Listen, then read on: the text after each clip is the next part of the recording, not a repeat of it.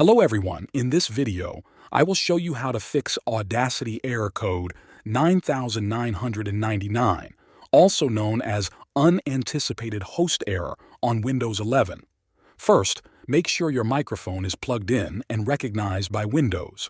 To check this, right-click the speaker icon in the taskbar, select Sound Settings, and under Input, make sure the correct microphone is selected. Next, check if Audacity has permission to use your microphone. Open the Windows Start menu, type Microphone Privacy Settings, and open it. Make sure microphone access is turned on. Also, make sure Audacity is listed under apps that can access your microphone and that it is turned on. Another fix is to close any other apps that might be using the microphone, such as Zoom, Teams, or Discord. Only one app can use the device at a time, and this can cause the error. You can also try updating your audio drivers.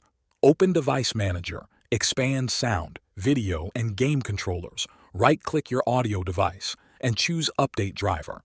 If none of these steps work, try reinstalling Audacity. First, uninstall it from Windows, then download the latest version from the official Audacity website and install it again. By following these steps, you should be able to fix error code 9999 in Audacity and get back to recording without issues. Thanks for watching.